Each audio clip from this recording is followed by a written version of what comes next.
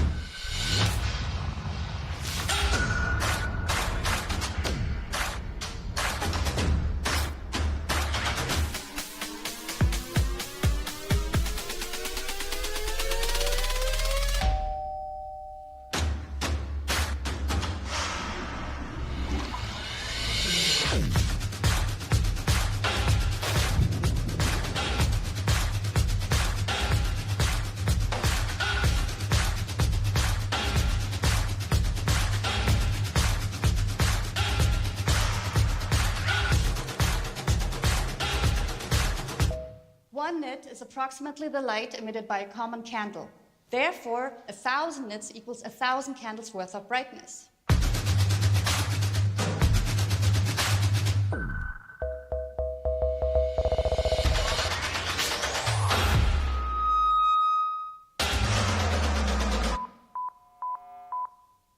네. 아유, 숨 넘어가시겠죠? 숨 넘어가실 것 같습니다. 저 애플의 이것도 애플 그 저기 뭐죠? 휴대폰 광고인데요. 저 뭐 좀 받아야 되지 않을까 싶습니다. 이 굉장히 빠르죠. 막 눈 팍팍팍팍 지나갑니다. 오늘날 우리 현대를 살아가고 있는 우리가 지금 이런 현실에 직면하고 있는 거죠. 자, 그럼 우리 어떻게 살아야 될까요? 어떻게 살아야 될까요? 다음 동영상 한번 또 보시겠습니다. 이것도 역시 눈 깜빡할 새에 지나갑니다.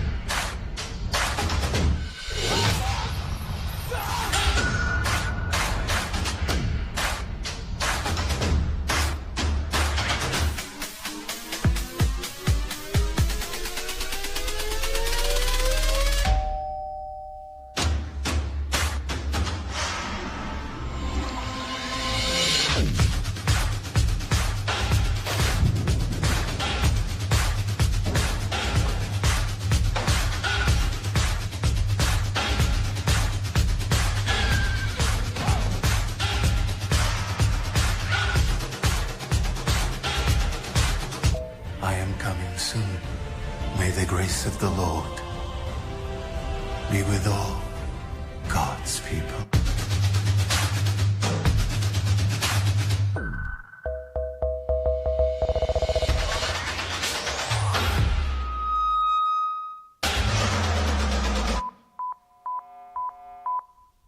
아유, 숨가쁘시죠? 네, 이게 요즘 청소년들에게는 이렇게 해야 먹힙니다. 이걸 틀어줘야 눈이 번쩍여가지고 집중을 하죠. 그냥 이렇게 성경 읽고 이제 말씀 시작하려고 그러면 다들 이렇게 하고 있습니다. 그냥. 근데 이렇게 빨라지고 있습니다. 정말 빠르죠. 정말 빠르고 있습니다. 근데 우리가 여기서 놓치지 말아야 될 건 세상이 이렇게 빨리 간다고 해서 우리도 빨리 가야 되느냐 이겁니다. 왜곡된 진리 개념, 왜곡된 그 진리 개념이 주는 그릇된 가치관에 현혹되어 가지고 거기에 속아서 나아가지 말아야 됩니다. 우리는 하나님이 주신 지혜와 지식으로 성경적 가치를 우리의 삶 가운데 구현해내도록 해야 되는 것입니다. 지난 시간까지 우리는 그래야 된다라는 것을 알았고 또 성경적 가치를 우리의 삶 가운데 구현해내는 것에 대해서 자, 우리가 어떻게 봐야 될 것인지에 대해서 봤습니다. 이제 오늘은 어떻게 살 것인가, 그럼 우리가 어떻게 살아야 될 것인가, 그 부분에 대해서 좀 나누려고 합니다. 기독교 세관 운동은 사실상 정치적으로나 사상적으로 이렇게 전개되어 왔다라고 첫 번째 시간에 잠깐 언급을 해드렸습니다. 근데 정치적인 분야에서는 거의 실패한 것으로 보여집니다. 거의. 칼빈은 교회법으로 제네바에서 어떤 이제 통치를 좀 했는데요. 많이 또 사람을 죽이기도 했고 자기와 뜻이 맞지 않으면 죽이기도 했습니다. 정적이 생겨나는 거죠. 정치적인 적이 등장하게 되는 겁니다. 마찬가지로 그 네덜란드 총리까지 역임했던 아브라함 카이프라는 인물도 기독 정당을 만들어서 잘 이렇게 뭐 하는 것 같이 됐지만 오늘날 가장 성적으로 타락한 나라들 중에 하나가 네덜란드라고 합니다. 끔찍한 일들이 거기선 이미 벌어지고 있고 뭐 더 아시는 분은 아시겠지만 수의사가 그 동물들의 그 어떤 생식기를 치료하는 일들을 전문적으로 할 정도로 굉장히 타락한 나라가 되고 만 것입니다. 근데 이게 요즘만 있었던 것이 아니라 과거부터 있었던 일입니다. 로마 제국이 국교화될 때도 동일한 일들이 일어납니다.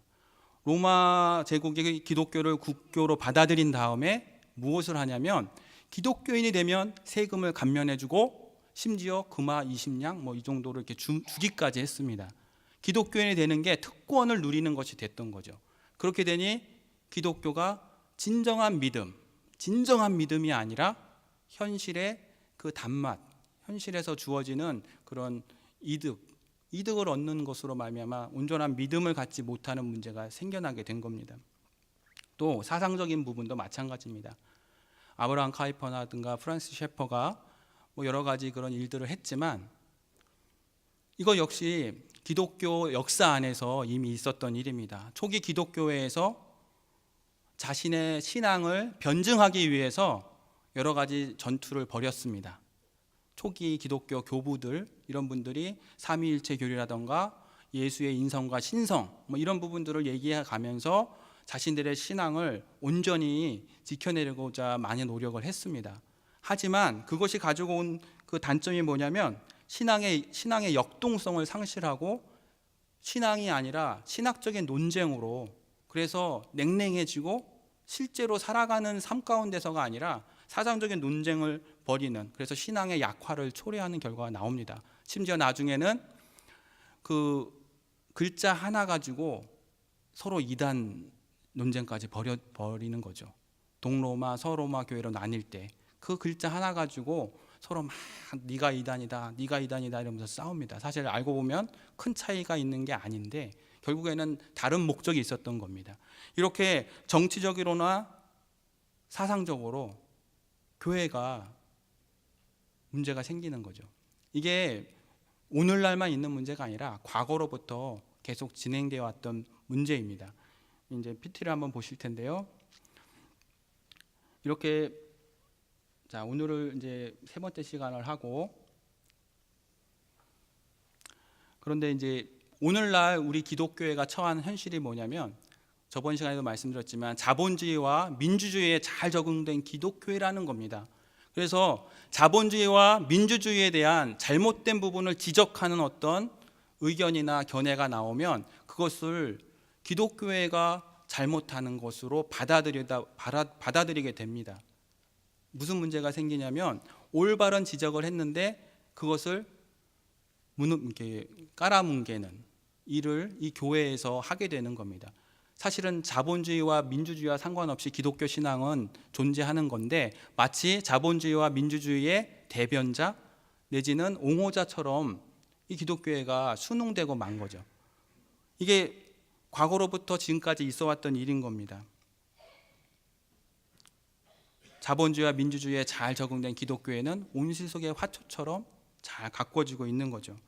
그러니 민주주의와 자본주의의 잘못된 점을 비판하고 나오는 여러 가지 사조들이나 학문적인 견해들에 대해서 취약할 수밖에 없고 또 결국 계몽주의라든가 사람들이 똑똑해서 잘 생각하고 지적하는 부분들, 문제를 지적하고 잘해보자 얘기하는 것들에 대해서 그거를 이제 막는 일에 기독교회가 이렇게 이용당하는 일까지 오게 되는 겁니다. 그러니 교회가 힘이 없어지는 거죠. 산업혁명이라든가 또 어떤 이제 계몽주의에서 얘기하고 있는 그런 것들로 인해서 기독교 신앙이 약화되는 문제가 생기는 것입니다. 교회의 역사 속에 있었던 아까 이런 도전들, 국교화된 기독교, 이론화된 기독교 이런 것들이 결국에는 교회의 타락으로 이어지는 문제들이 생겨나는 것입니다.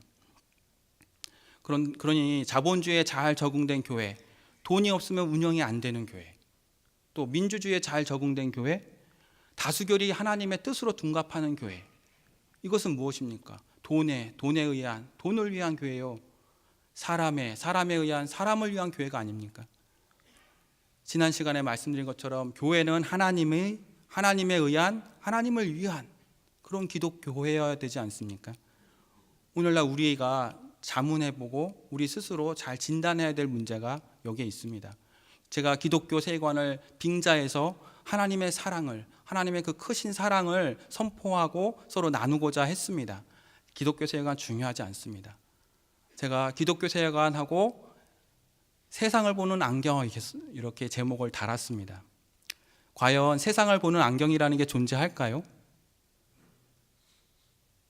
세상을 보는 안경이라는 게 존재할까요?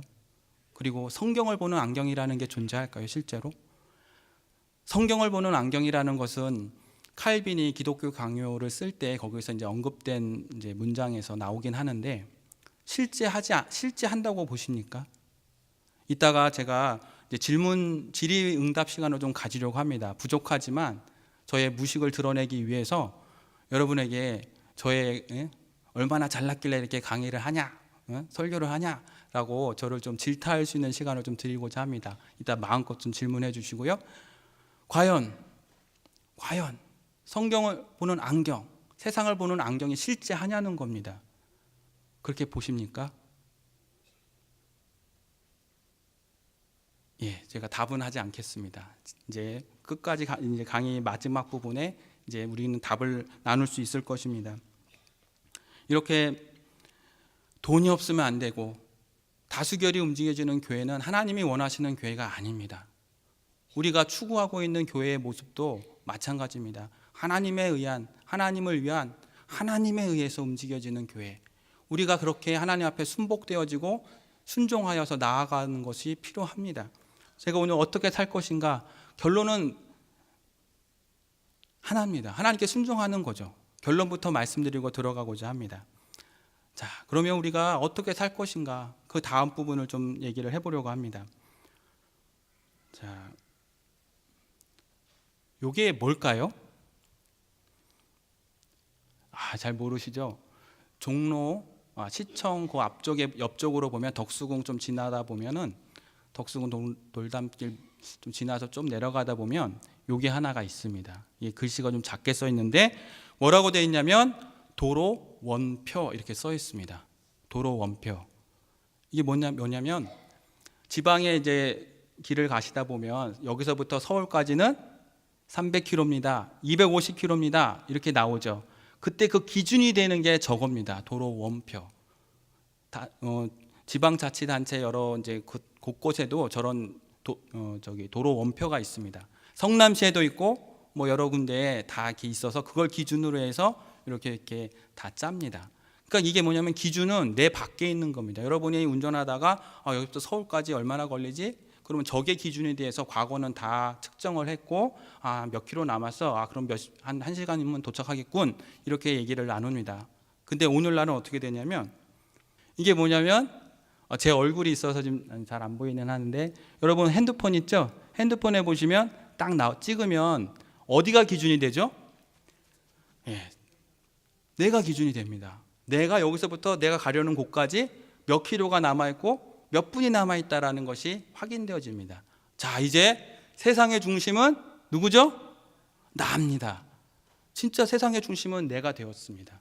세상은 이렇게 바뀌어갔죠. 근데 여기서 한 가지 여러분 착각하는 겁니다.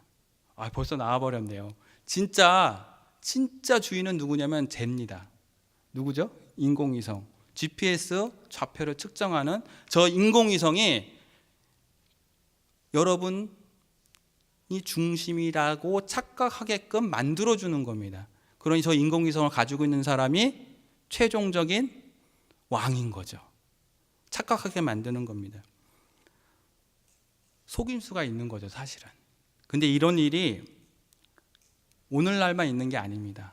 과거에 에덴 동산에서도 있었습니다. 삶의 주인공을 만들어줄 것처럼 얘기했던 존재가 있죠. 존재가 있었습니다. 다 아시죠? 하나님은 그런데 우리를 진정한 주인공으로 만들어 주시고자 하신 분이셨거든요. 그런데 마귀에게 속아서 우리는 그릇된 길로 가게 됩니다. 마침내 예수께서 오셔서 다시 그 이야기를 바꿔주시는데 탕자 이야기에서 주인공이 누구죠? 바로 우리입니다. 예수님은 우리를 주인공으로 삼아 주셨고, 그리고 본인은 엑스트라처럼 죽어서 퇴장해 버리고 끝날 엑스트라처럼 등장하셔서 일하시다가 가셨습니다. 예수님께서 그렇게 겟세마네 동산에서 그렇게 기도하신 이유가 무엇일까요? 왜 그렇게 눈물 흘려 그 땀방울이 핏방울이 될 때까지 그렇게 간구하신 이유가 무엇일까요? 그것은 하나님의 명령 앞에 자신의 좋고 싫음을 떠나서 정말 진정한 순종을 나타내시기 위해서 그렇게 땀 흘려 기도하셨던 겁니다. 지난 시간에도 한번 말씀드렸는데, 내가 싫은 것과 하나님의 금지 명령을 혼동해서는 안 된다고 말씀을 드렸습니다. 제가 이제 표를 하나 보여드릴 텐데요. 내가 좋아하는 거, 하나님이 하지 말라는 명령, 또 내가 좋아하는 것, 하나님이 하라는 명령, 내가 싫어하는 것, 이렇게 다 겹치죠. 여기서 1번과 4번이 나오고 또 2번과 3번이 약간 비슷한 성격을 갖습니다. 자, 내가 좋아하는 거 하나님이 하라 그러면 얼마나 좋습니까? 내가 싫어하는 거 하나님이 하지 말라 그러면 얼마나 좋습니까? 근데 그건 순종이 아닌 겁니다. 차라리 내가 좋아하는데 하나님이 하지 말라 그러면 왜 하지 말라고 하십니까? 막 이러면서 순종을 합니다. 내가 좋아하는데 하나님 하지 말라 했어. 근데 내가 너무 싫어합니다. 하지만 하나님이 하라 하시면 하기 싫은데, 전도하기 싫은데 한데 합니다. 그러면 완벽한 순종이 이루어지는 거죠. 그런데 내가 좋아하는데 하나님도 하래. 그러면 어떻게 되죠? 순종일까요? 내가 싫어하는데 하나님이 딱 마침 하지 말라고 그러셨어. 그러면 순종일 수 있을까요? 순종의 여부를 가리기가 어렵습니다. 신앙생활을 오래 하신 여러분과 저 같은 사람들은 사실상 이런 문제에 봉착할 수가 있습니다. 내가 하고 있는데 여전히 예배드리고 기도 좋아, 찬양 좋아, 다 열심히 하고 있는데 하나님 하라는 건데 뭐 어차피 맞아. 그게 아니라 우리는 매일매일 순종을 해야 되는 겁니다. 내가 좋아하는 것과 하나님이 하라는 명령 같을 수 있죠. 내가 싫어하는 것과 하나님이 하지 말라는 것이 우연치 않게 또 맞을 수 있습니다. 하지만 그것을 혼동하게 되면 나의 가치 판단에 신적 권위를 부여하게 됩니다. 내가 싫어하고 내가 좋아하는 그 기준이 마치 하나님의 명령과 일치되다 보니까 나의 판단이 나의 판단에 신적 권위를 부여하는 겁니다. 이게 마귀가 했던 일이거든요. 여러분과 제가 마귀가 될 수 있는 가장 근접된 인물들이라는 것을 다시 한번 생각해 보셔야 됩니다. 마귀에게 속아서 나쁜 짓 했다. 그거는 하급이고요. 진짜 우리가 싸워야 될 대상은 자기 자신인 겁니다. 내가 좋아서 하면 안 됩니다. 예수님께서 왜 겟세마네 동산에서 그렇게 피땀 흘려 눈물 흘리며 간구하셨는지를 잘 생각해 보시고 오늘 또 내일 또 주님 오시는 날까지 여러분 살아가는 날 동안에 이 부분을 분명히 짚고 가셔야 됩니다. 결과적으로 이렇게 혼동하게 되면 신앙의 가치를 떨어뜨립니다. 하나님의 그 명령과 하나님의 그 말씀 앞에 나의 가치 판단, 나의 그 판단을 그 신적 권위로 이렇게 바꿔치기 해버리기 때문에 신앙의 가치가 떨어질 수밖에 없는 거죠. 기독교의 타락은 이렇게 시작되는 것입니다. 그럼 어떻게 살아야 되느냐? 계속 어떻게 살아야 되느냐? 그 문제가 나오죠. 소망으로, 겸손으로, 순종으로. 다 아는 얘기고 뻔한 얘기지만 우린 다시 한번 소망으로, 겸손으로, 순종으로 돌아가서 그렇게 살아야 됩니다. 개혁이라고 해서 또 우리가 뭔가 특별한 영적 지식과 영적 체험을 했다고 해서 새로운 어떤 것을 하는 것이 아니라 근본적인 것은 기본으로 돌아가는 것 그거 하나입니다. 소망으로, 겸손으로, 순종으로. 우리 빌립보서 4장 1절로 12절 말씀을 한번 찾아서 읽어보도록 하겠습니다. 빌립보서 4장 1절로 12절입니다.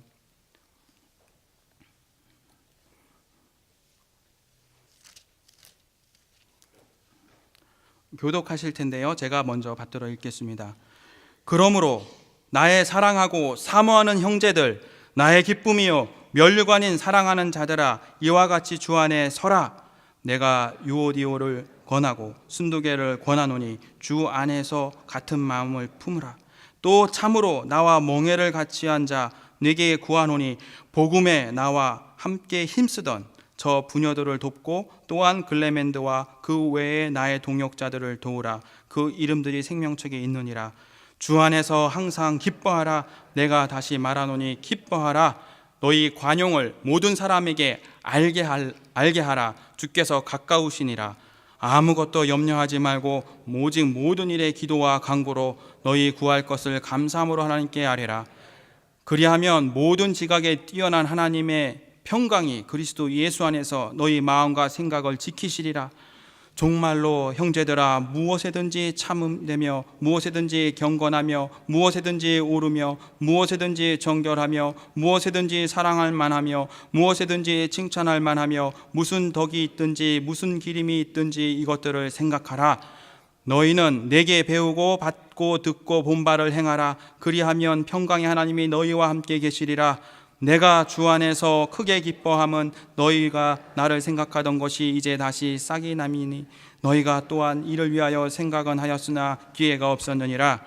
내가 궁핍함으로 말하는 것이 아니라 어떠한 형편이든지 내가 자족하기를 배웠노니 내가 비천에 처할 줄도 알고 풍부에 처할 줄도 알아. 모든 일에 배부르며 배고픔과 풍부와 궁핍에도 일체의 비결을 배웠노라. 아멘. 이 바울의 서신서들은 사실상 해석이 필요 없고 그대로 읽고 그대로 행하기만 하면 되는 그런 말씀이죠. 오늘 읽은 말씀 바로 소망으로, 겸손으로, 순종으로를 지금 이렇게 제가 이 말씀을 좀 요약이랄까 좀 풀어서 좀 얘기를 하려고 하는 부분입니다. 먼저 소망에 대해서 나누고자 하는데 일단 이 그림을 보시면 어떤 게 연상이 되시죠? 이게 월남전을 배경으로 합니다. 월남전에 어떤 미국 장교가 포로로 잡혔습니다. 그런 일들이 있죠. 포로로 잡히죠. 근데 그 사람이 어떤 일이 생기냐면 많은 포로된 자들 가운데 고문당하고 막 매맞고 그러다 보니까 항복하고 사인하고 미국이 나쁜 나라야 이렇게 사인하게 되고 또 혹은 자살하고 힘에 겨워서 스스로 목숨을 끊는 일들이 생기면서 많은 사람들이 이렇게 낙오되고 좌절을 겪다가 죽습니다. 근데 이 한 사람은 살아나거든요. 누구냐면 이 사람인데 누굴까요? 제가 말씀드리지 않으면 모르시겠죠. 미군 장교인 짐 스톡데일이라는 사람입니다. 이 사람은 살아남았습니다. 이 살아남은 사람에 대해서 어떻게 살아남았는지를 이제 이렇게 얘기를 나누면서 알게 되었는데 뭐였냐면 같이 이렇게 갇혀있던 사람들을 다 희망을 품었습니다. 크리스마스 때까지 내가 견디면 나갈 수 있을 거야. 미국이 계속 베트남하고 이렇게 협상을 하고 있으니까 풀려날 거야. 이렇게 생각을 했습니다. 근데 안 됐습니다. 그러면 구정 때 베트남은 구정을 이렇게 보내거든요, 명절. 구정 때는 나갈 수 있을 거야. 또 안 됩니다. 좌절과 좌절 가운데 절망하다가 자살하거나 귀순하거나 뭐 이런 식으로 포기를 하게 되는데 이 사람은 계속 남은 겁니다. 그럼 이 사람은 뭐 특별한 희망을 품었을까요? 특별한 희망을 품었을까요? 그렇지 않습니다. 이거를 스톡데일 패러독스라고 학자들이 이름을 붙였는데요. 희망 또는 현실, 희망 아니면 현실, 이 죽음에 직면한 이 냉혹한 현실 앞에서 곧 죽을 수도 있는, 당장 주먹이 날라고 고문이 오는 이 현실 앞에서 좌절하는 겁니다. 희망이나 현실, 이 둘 중에 하나만 보는 겁니다. 그래서 막 낙관적인 생각만 하는 겁니다. 할 수 있어, 괜찮아, 될 거야, 잘 될 거야, 잘 될 거야. 희망만을 갖는 거죠. 낙관만 한 사람. 그런데 이 스톡데일은 희망과 현실을 같이 가지고 봤습니다. 냉혹한 현실을 직시하고 성공에 대한 믿음을 끝까지 부여잡았던 겁니다. 이게 스톡데일을 살아남게 만든 이유였습니다. 우리가 좀 잘 생각해야 되는 거죠. 죽음의 공포에 직면해서 차가운 현실을 외면하고 그저 끝까지 잘 될 거야 희망을 품은 사람은 계속적인 좌절과 좌절 가운데 더 큰 이 절망감에 사로잡혀서 실패를 하고 말았습니다. 하지만 이 스톡데일이라는 사람은 죽음의 공포에 직면해서 차가운 현실을 외면하지 않고 그래 나는 또 오늘 고문을 당하는구나. 내가 견뎌야지. 그것을 외면하지 않았습니다. 직면했습니다. 용기를 내서 직면하고 그러면서도 끝까지 견디는데 희망을 잃지 않은 겁니다. 희망을 잘 지켜낸 거죠. 우리가 여기서 하나님이 주시는 소망에 대해서 좀 생각을 해봐야 됩니다. 하나님이 주시는 소망. 우리가 혹시 살아가면서 하나님이 주시는 소망을 마치 어떤 그 막연한 기대로 여기지 않나 좀 생각해 볼 필요가 있습니다. 여러분, 부활을 첫째 벌의 소망을 갖고 계십니까? 아멘. 첫째 벌의 소망을 갖고 계시죠? 그런데 현실 앞에서 일이 안 되고 좌절과 절망이 옵니다. 부활이 필요합니까? 지금 첫째 부활이 문제입니까? 바로 여기에서 우리가 좀 한 가지 잘 짚고 넘어가야 될 부분이 있는 거죠. 하나님이 주신 소망은 로또 복권 같은 것이 아닙니다. 막연한 기대가 아닙니다. 이 희망만 품었던 낙관만 했던 사람들은 로또 당첨되기를 기다리는 것처럼 막연한 기대를 가진 거죠.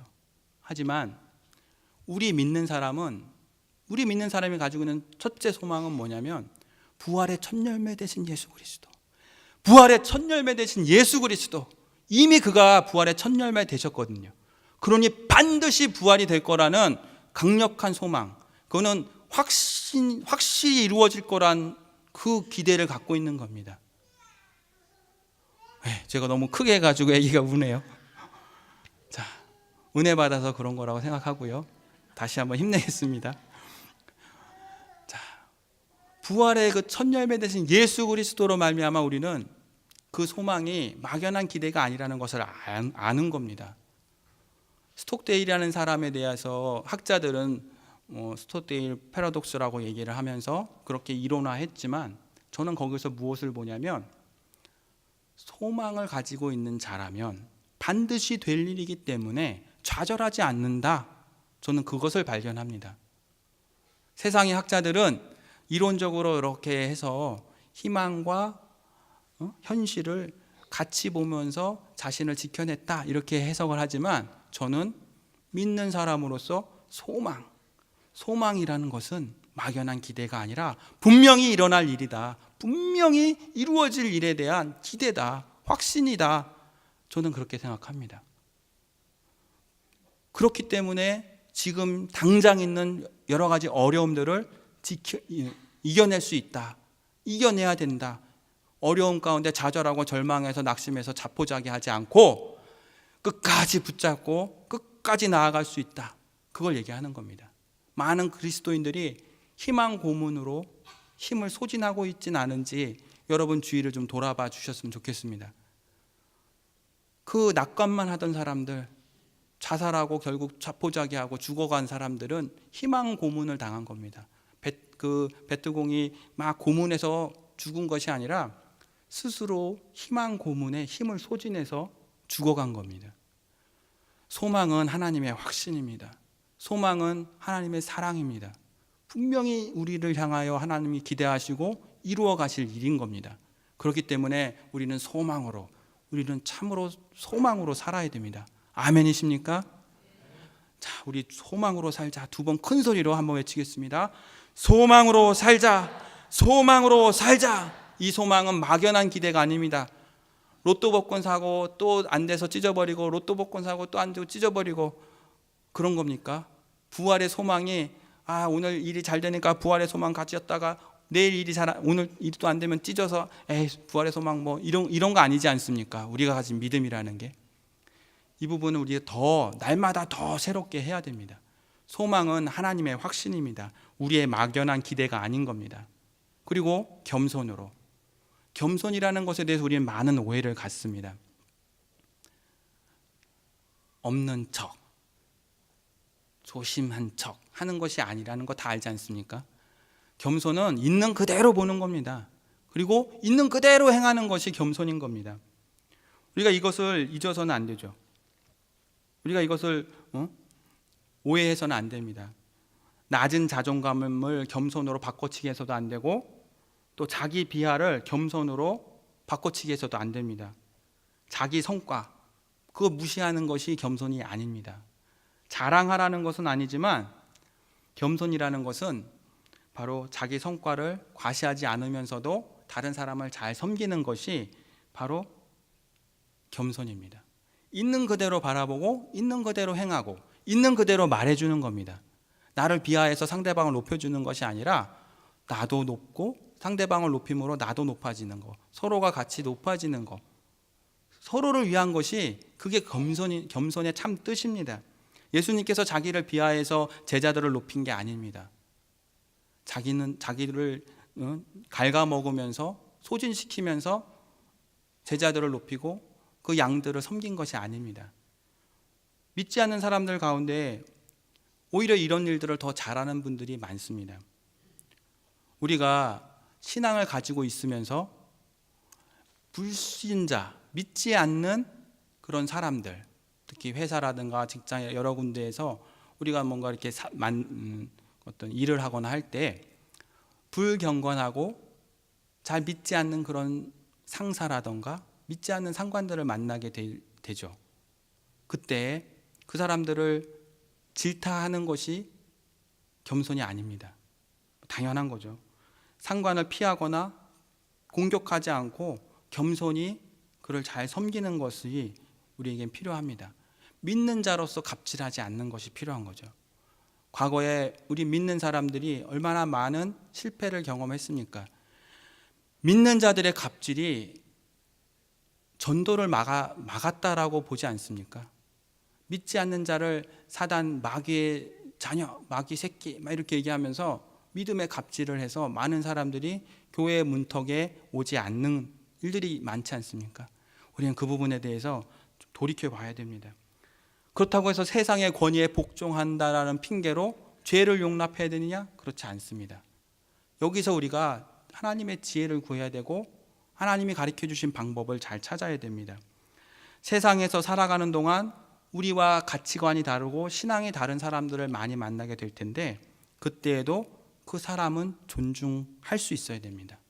나와 의견이 다르더라도 우리 믿는 사람들은 믿지 않는 사람들의 그 불신앙적인 언행에 굉장히 날카롭게 반응하게 되고 굉장히 그거에 대해서 경로를 하죠. 근데 그거는 옳지 않은 일이라는 거 알지 않습니까? 예전에 탄광촌에서 이제 목회를 하시는 목사님이 이렇게 이제 목회를 하는데 저 뒤에서 이제 탄광촌에 이제 여러 가지 창년촌도 있고 하는데 그 창녀 한 사람이 이렇게 들어왔답니다. 예배드리러 들어왔겠죠? 그랬더니 강단에서 뭐라 그랬을까요? 나가라 그랬어요. 나가라. 네? 나가라 그랬다는 겁니다. 믿음의 갑질을 한 거죠. 혹시 여러분과 제가 그런 일을 한 적은 없는지 돌이켜보고 하나님 앞에 회개해야 됩니다. 그 부분은. 특히 우리들 그게 너무 심하지 않았나 다시 한번 생각해보고 분명히 이런 회개를 해야 됩니다.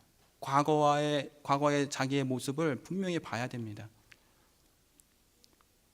내가 상처받은 것은 다 기억하지만 누군가에게 상처 준 것은 잘 기억하지 못하는 게 사람의 그런 어떤 성품인 것 같습니다.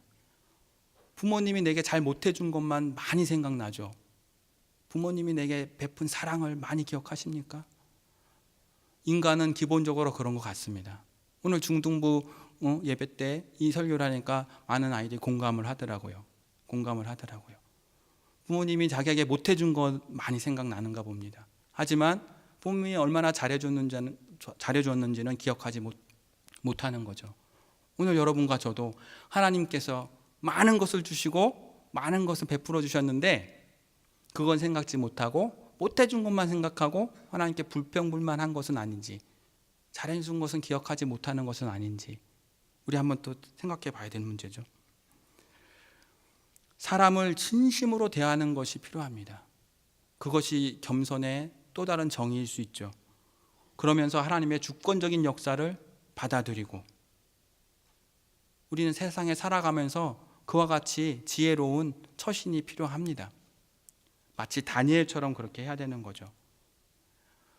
기독교 세계관 얘기하면서 말씀드렸던 게 세상을 바꾸기 위한 수단으로 기독교 세계관을 사용했을 때 문제에 봉착한다는 점을 우리는 발견을 합니다.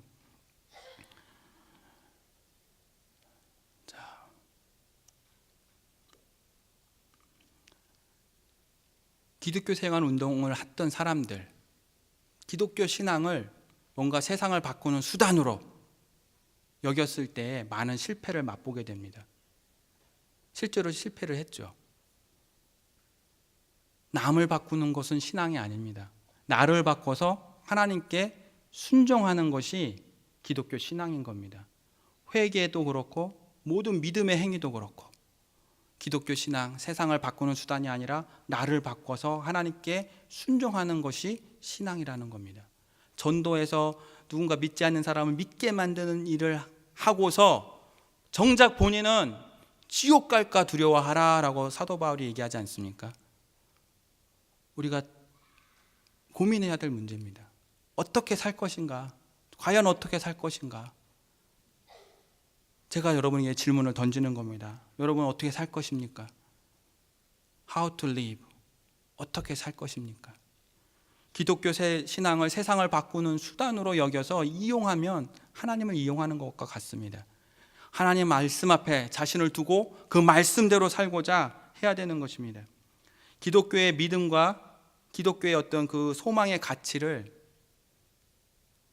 정치적 해법의 도구로 사용해서는 안 됩니다. 그렇다고 해서 정치와 거리를 둬야 되느냐? 그 얘기를 하는 건 아닙니다. 사단이 기독교회에 어떤 프레임, 거짓된 프레임을 하나 놓은 게 뭐냐면 정교 분리입니다. 정치와 종교는 분리되는 것이다. 저도 그렇게 배워왔고 그렇게 알았습니다.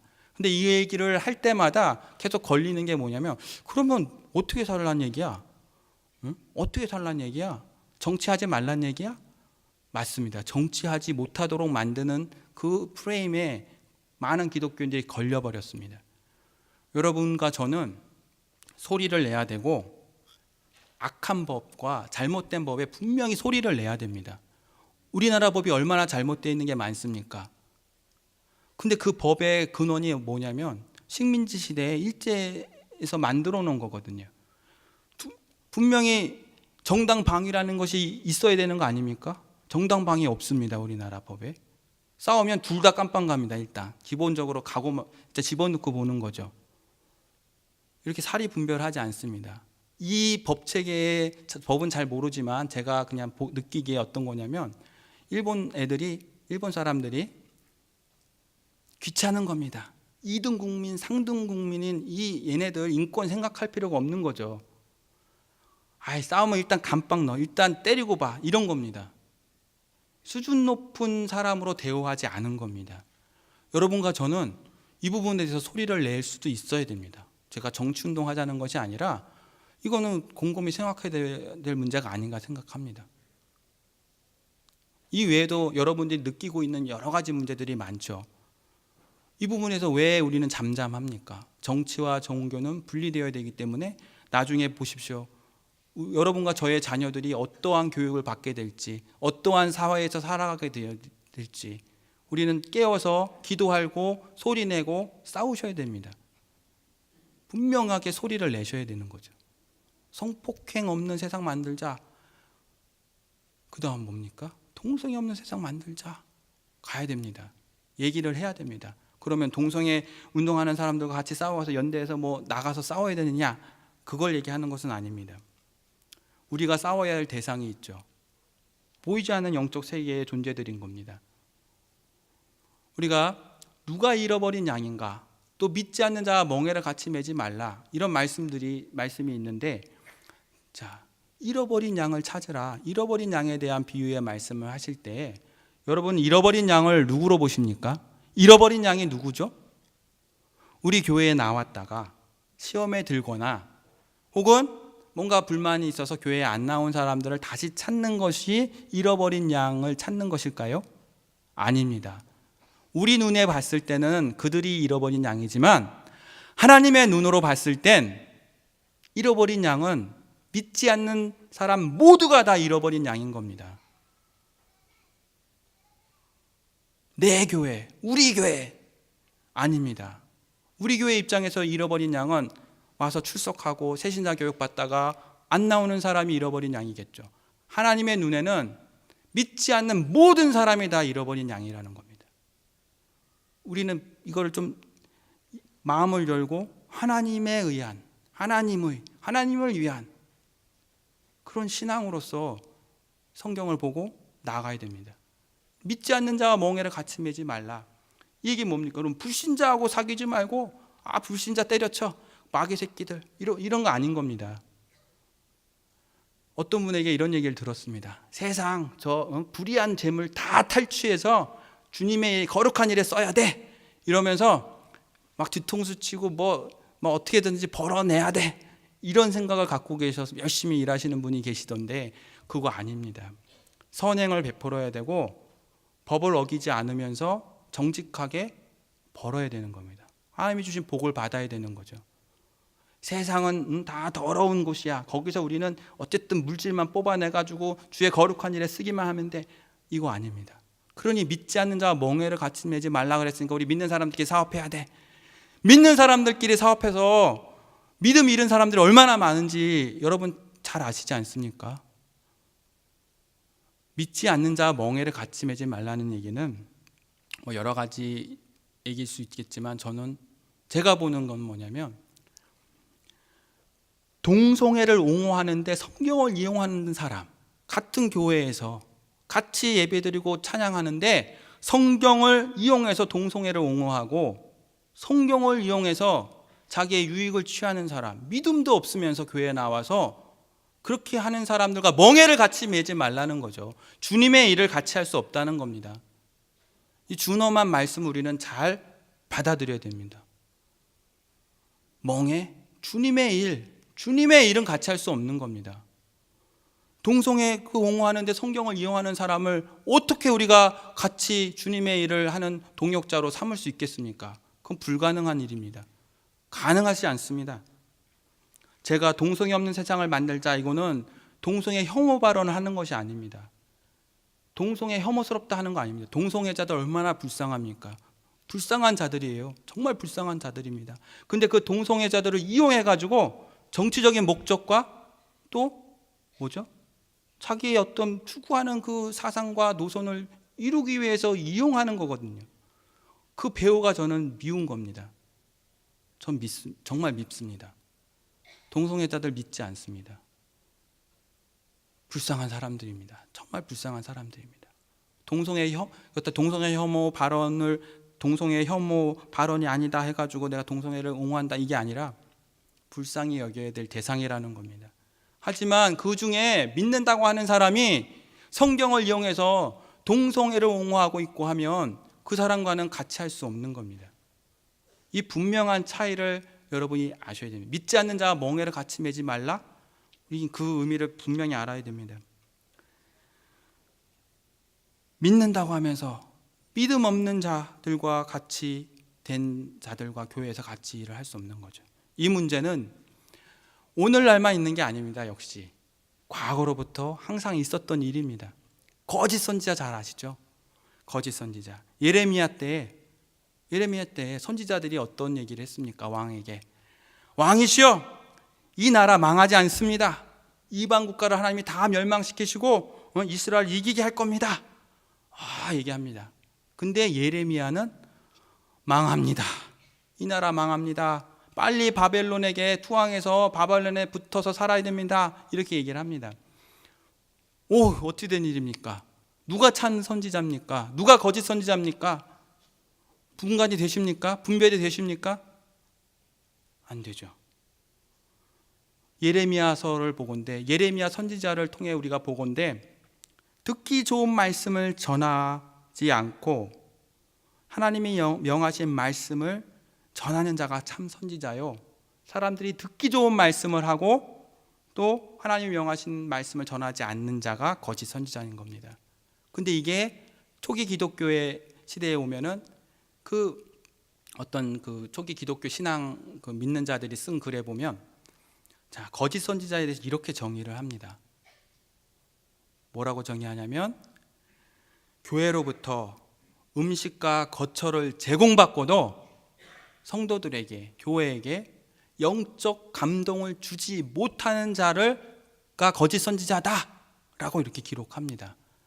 뿔 달린 사람이 거짓 선지자가 아니요, 이 강제상에서 예수 믿지 마십시오 얘기하는 사람이 거짓 선지자가 아니라, 교회로부터 음식과 거처를 제공받고도 성도들에게 영적인 감동을 주지 못하는 사람을 거짓 선지자라고 정의를 내렸답니다. 그리고 왜 그러냐, 왜 영적 감동을 주지 못하느냐, 그 이유도 거기 써놨답니다. 뭘까요? 신행을 일치시키지 못했기 때문에, 뭐죠? 믿음과 행동, 믿음과 순종을 일치시키지 않았기 때문에. 저도 두려운 마음으로 이것을 항상 마음에 두는 짐같이, 십자가같이 마음 가운데 항상 괴로운 가운데 몸부림치는 게 이겁니다. 저 사꾼 목자 같은 사람이죠. 사꾼 목자이지만 거짓 선지자는 되지 말자, 거짓 선지자는 되지 말자, 계속 그거를 전 주목쥐고 매일매일 제가 이건 거의 매일매일 생각하는 얘기입니다. 이 거짓 선지자에 대한 정의에 대해서. 교회로부터 음식과 거처를 제공받고도 성도들에게 영적 감동을 주지 못하는 자가 거짓 선지자다, 거짓 선지자다, 난 거짓 선지자 되지 말자, 거짓 선지자. 계속 저는 매일 이걸 얘기합니다. 매일 저 자신에게 얘기를 하고, 또 같이 동역하는 전도사들이란가 이런 분들에게 이 얘기를 항상 합니다. 그러면 믿음과 행동을 일치시키지 못해서 영적 감동을 주지 못하니 이게 거짓 선지자라는 거거든요. 얼마나 무서운 말씀인지 모릅니다. 여러분도 이거는 목회자, 교육자에게만 해당되는 말이냐? 그렇지 않습니다. 여러분에게도 적용되는 말씀입니다. 여러분 왕 같은 제사장으로 부르셨고 복음 전도를 위하여 부름받은 선지자들이거든요. 예수님으로 말미암아 우리 모두는 다 하나님의 부름받은 자요, 복음 증거자들이요, 복음 전도자들이요, 믿음의 용사들이거든요. 믿음의 용사들인 겁니다. 선포해야 될 자들입니다. 여러분이 먹고 살고 일하는 거 어느 하나 하나님의 손이 미치지 않은 것이 있습니까? 여러분이 지금 먹고 입는 거 주님 주신 것으로 감사하여 감사헌금하고 11조 하지 않습니까?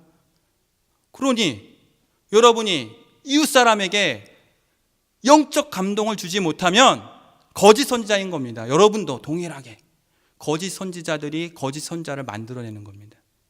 이 예레미야 시대 때 이 왕, 거짓 선지자들이 둘러싸여서 그릇된 정치적 판단을 할 수밖에 없었던 이유, 여러분들의 책임인 겁니다. 거짓 선지자들로 말미암아 거짓된 잘못된 판단이 만들어지는 거거든요. 여러분 과연 어떻게 사시겠습니까? 어떻게 살 것입니까? 감사헌금하지 않고 나는 선지자는 안 할 거야, 집사만 할 거야, 이렇게 생각하십니까? 전도는 안 할게, 전도는 안 하고 그냥 예배만 드릴게, 이렇게 사실 것입니까?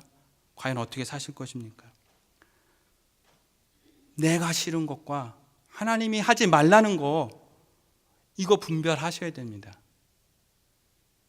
땀방울이 핏방울이 되도록 간구하시고 부르짖어 기도하셔서 분명히 구별해내시고 진정한 순종으로 나아가셔야 됩니다. 소망 가운데, 겸손한 가운데 행하고 진정한 순종으로 나아가셔야 됩니다. 하나님의 금지 명령, 내가 싫어하는 거 혼동하지 마십시오. 사람들이 그런 부분 때문에 헷갈려 하는 겁니다. 제가 같이 이제 있는 전도사분들 중에 그 다른 교회에 이렇게 리서치를 한 분이 계신데 그분이 이렇게 뭘 이렇게 만들어 주셨는데 보니까 요즘 교회들의 예배 순서에 뭐가 빠져 있는지 아십니까? 회개, 참회 시간이 빠져 있습니다. 한 수십 군데를 봤는데 그 중에 회개, 참회 기도가 없는 교회가 대부분이고 한 두 개, 세 개 정도, 두세 군데 정도가 참회 기도 시간이 있습니다. 왜 이렇게 됐죠? 왜 회개 기도를 안 하죠? 왜 참회 기도를 그 순서에서 뺐죠? 그리고 그 있는 교회에서도 그 회개 시간이 있는 교회에서도 그 회개한 다음에 뭐가 있냐면 뭐죠? 그 죄 없이 함을 받은 것에 대한 선포 뭐 이런 비슷한 것이 있습니다. 죄 사함에 대한 선포 이런 게 있습니다. 그러니까 막 회개한 다음에 예수 보여 뭐 이렇게 죄 사함 받았습니다. 뭐 이런 선포를 하는 것 같습니다. 이상합니다. 이 시대가 이상합니다. 여러분은 어떻게 사시겠습니까? 세상이 다 저렇게 빠르게 가고 뭔가 사람 좋은 곳, 사람에 의한, 사람을 위한, 사람의 중심이 된 그런 신앙에 휘둘리실 것입니까? 여러분 조금 불편해도 조금 힘들어도 하나님을 참으로 신앙하고 내가 듣기 싫어도 하나님이 명령하신 것이니까 성경에 기록된 말씀이니까 그대로 순종하여 나아가야 되겠다라고 결단하시겠습니까?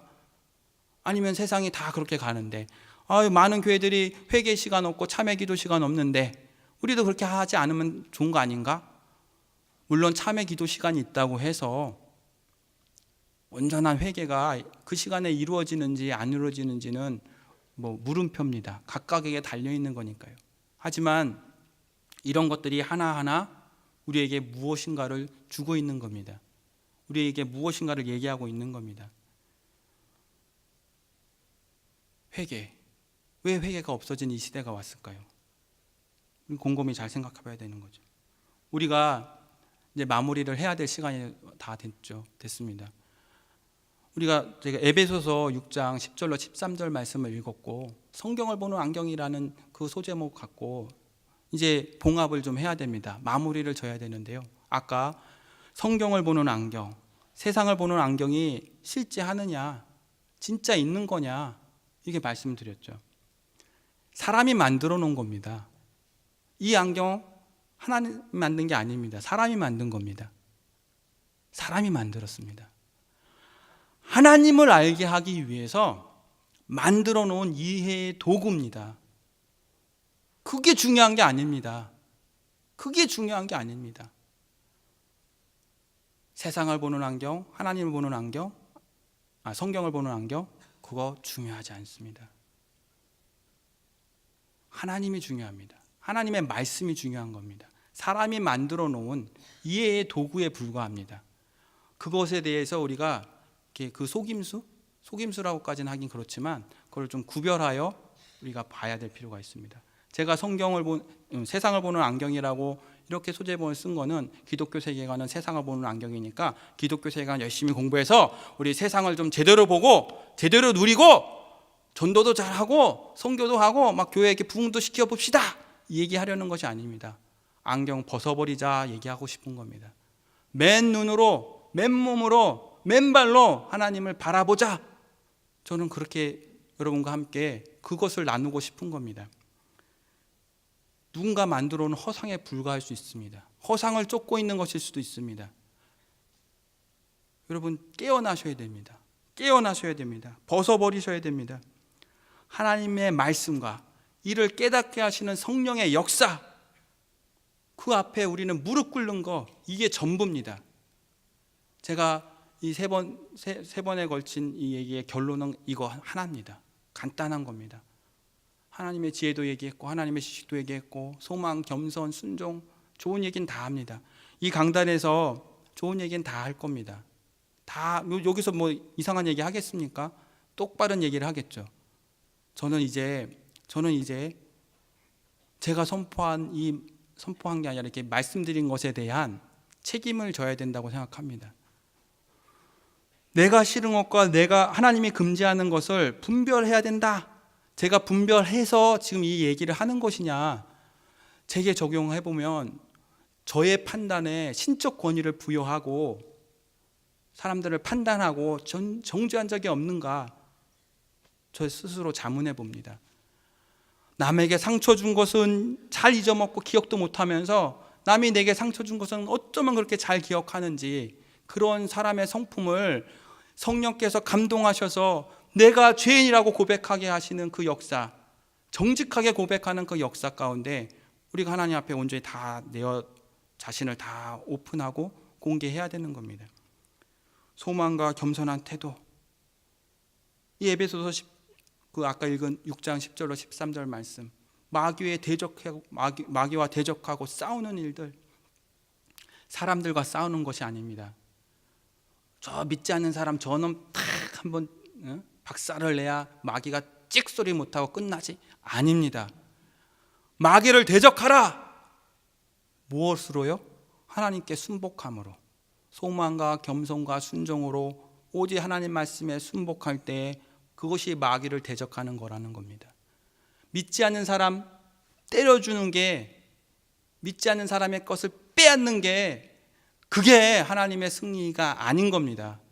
십자가를 지는 게 하나님의 승리요, 겸손히 섬기는 게, 진심으로 그 사람을 대하는 게 승리인 겁니다. 그것이 마귀를 대적하는 겁니다. 세 번의 시간 가운데 결론입니다. 참으로 하나님을 의지하는 우리가 되기를 간절히 바랍니다. 이 시간 우리 다 함께 간구하실 텐데요. 하나님이 참으로 기뻐하시는 영적 생활의 승리자들이 될 수 있게 해달라고 다 함께 예수의 한번 부르시고 앉아 기도하십니다.